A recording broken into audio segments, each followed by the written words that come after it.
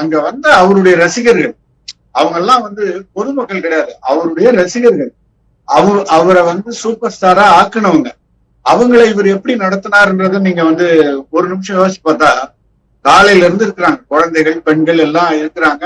தண்ணி பாட்டில தூக்கி போடுறாங்க, பிஸ்கட் பாக்கெட்டை தூக்கி போடுறாங்க. அந்த கும்பல் பெண்களும் குழந்தைகளும் அதை எப்படி வாங்குவாங்க, என்ன பண்ணுவாங்க? தன்னுடைய ரசிகர்களை ஒரு சக உயிரினமாக, சக மனிதனாக பார்க்கிற பண்பு அவருக்கு கிடையாது. ஆனா அவரை பாதுகாத்துக்கிறதுக்கு 100 பவுன்சர் கூட வச்சுக்கிறாரு.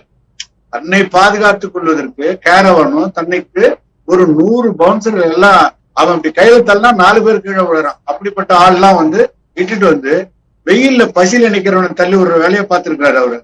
யாரு? விஜய்.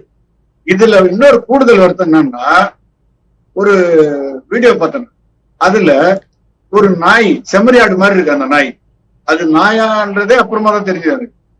அந்த நாய்க்குட்டிய அப்படியே திரிஷாவோட நாயா, அந்த திரிஷாவை பக்கத்துல உட்கார வச்சுக்கிட்டு இந்த நாயை தூக்கி முகத்துக்கிட்ட வச்சுட்டு கொஞ்சிறாரு.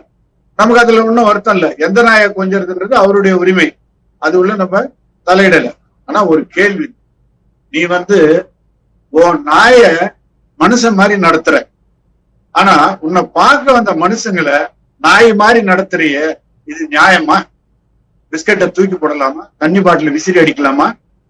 அப்போ நீ ஒரு தலைவனாவதற்கு என்ன தகுதி இருக்குன்றது என்னுடைய ஒரு கேள்வி. விஜயை பொறுத்தவரைக்கும் இது ரொம்ப வருந்தத்தக்க விஷயம்.